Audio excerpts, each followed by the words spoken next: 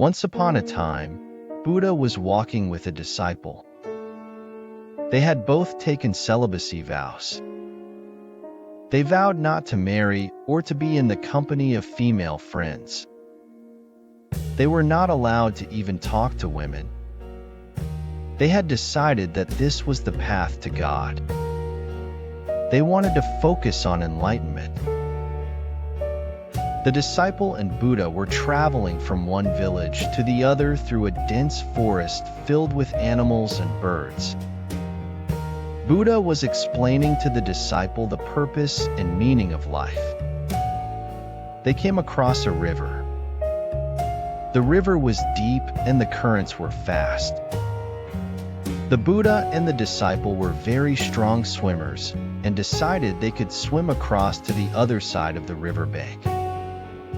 Just as they were about to enter the river, a young woman came running and pleaded for help in crossing the river. The Buddha, without a moment of hesitation, took the lady on his back and swam across the river. The lady thanked them and left.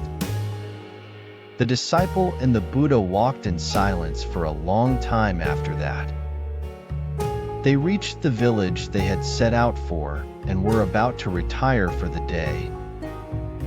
When finally the disciple asked him the question that had been bugging him for the entire time during the walk from the river to the village.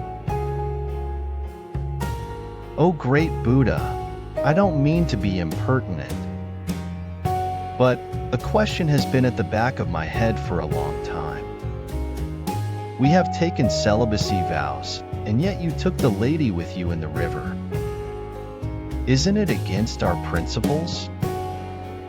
The Buddha laughed and explained, "Son, I left the lady at the bank when I helped a fellow human in need.